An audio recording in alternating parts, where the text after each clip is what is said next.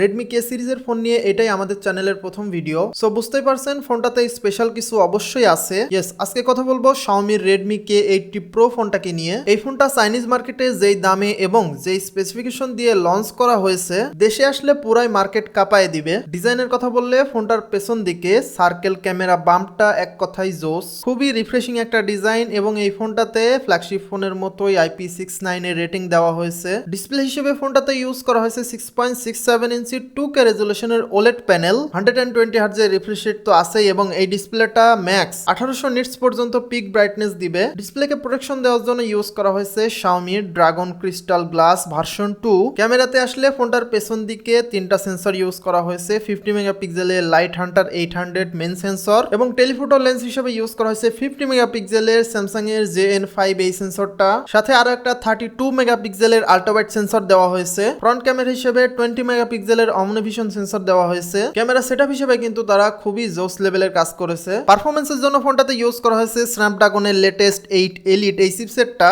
এবং এটা কিন্তু স্ন্যাপড্রাগনের 2025 সালের ফুল ফ্ল্যাগশিপ চিপসেট। আর এই চিপসেটটা দিয়ে এখনো পর্যন্ত যতগুলা ফোন রিলিজ করেছে তার মধ্যে সবথেকে কম দামি ফোন হচ্ছে এইটা। সফটওয়্যার হিসেবে out of the box Android 15 এর সাথে HyperOS 2 দিয়ে লঞ্চ করা হয়েছে। আর Xiaomiর এই নতুন HyperOSটা মোটামুটি MIUI এর থেকে কিছুটা বেটার বলা যায়, তবে তাদের এই ইউআইটা এখনো যে খুব ভালো কাজ করছে তাও কিন্তু বলা যায় না। এছাড়া LPDDR5X এর RAM, UFS 4.0 স্টোরেজ ইউজ করা হয়েছে। সো পারফরমেন্সের ক্ষেত্রে কিন্তু সেই রকম লেভেলের একটা পারফরমেন্স পাওয়া যাবে। যারা গেমিং এর জন্য ফোনটা নিতে চাচ্ছেন তারা কিন্তু চোখ কান বন্ধ করে নিতে পারেন। ব্যাটারি হিসেবে ফোনটাতে ইউজ করা হয়েছে 6000 mAh এর সিলিকন কার্বন ব্যাটারি। আর এই সিলিকন কার্বন ব্যাটারি ইউজ করার ফলে কম জায়গার মধ্যে বেশি ক্যাপাসিটি দিতে পারছে। চার্জিং এর ক্ষেত্রে এই ফোনটা 120 ওয়াট পর্যন্ত সাপোর্ট করবে এবং সাথে 50 ওয়াটের ওয়্যারলেস চার্জিং এর সুবিধাও দেওয়া হয়েছে। ব্যাটারি এবং চার্জিং এও তারা খুবই ভালো কাজ করেছে। এই ফোনটাকে 5টা কালারে লঞ্চ করা হয়েছে এবং কালারগুলো কিন্তু খুবই জোস। এছাড়া বাকি যে ফিচারগুলো থাকা দরকার, যেমন dual stereo speaker, wifi 7, Bluetooth 6.0, ultrasonic fingerprint sensor use করা হয়েছে।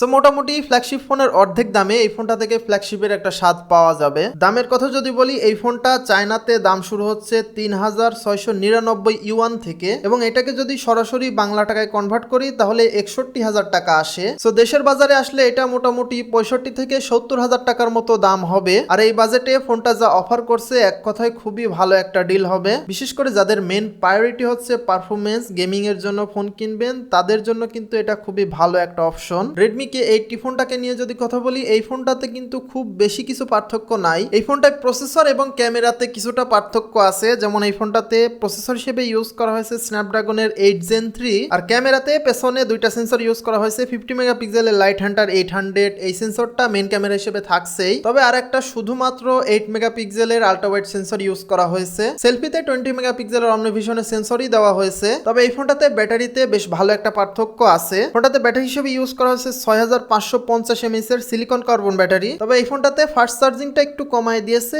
এটাতে 90 ওয়াটের চার্জিং সাপোর্ট করবে। সো প্রসেসর এবং ক্যামেরা এই দুটো বিষয় যারা একটু কনসিডার করতে পারবেন তারা কিন্তু বেশ অনেক টাকা বাঁচাই ফেলতে পারবেন। রেডমি K80 এই ফোনটার দাম শুরু হচ্ছে চায়নাতে 2499 ইউয়ান থেকে এবং এটাকে সরাসরি বাংলা টাকায় কনভার্ট করলে 41,000 টাকা আসে। সো এই ফোনটাকে মোটামুটি 45,000 টাকার বাজেট রেঞ্জে ধরা যায়। আর এই বাজেট হিসেবে ফোনটা খুবই ভালো স্পেক অফার করছে। সো আপনাদের বাজেট হিসেবে আপনারা এই দুইটার মধ্যে যে কোনো একটা চুজ করতে পারেন। রেডমি K সিরিজের ফোনগুলো সবসময় মোটামুটি একটা পারফরমেন্স সেন্ট্রিক ফোন হয়, তবে এখনো Xiaomiর সফটওয়্যার নিয়ে কিন্তু খুব একটা আশা ভরসা নাই। যারা রেডমির ফোনগুলা কিনবেন তারা অবশ্যই একটু বুঝে শুনে তারপরে কিনেন। আর আজকের ভিডিও এখানে শেষ করছি, দেখা হবে আবার অন্য কোনো ভিডিওতে। সবাই ভালো থাকবেন, আসসালামু আলাইকুম।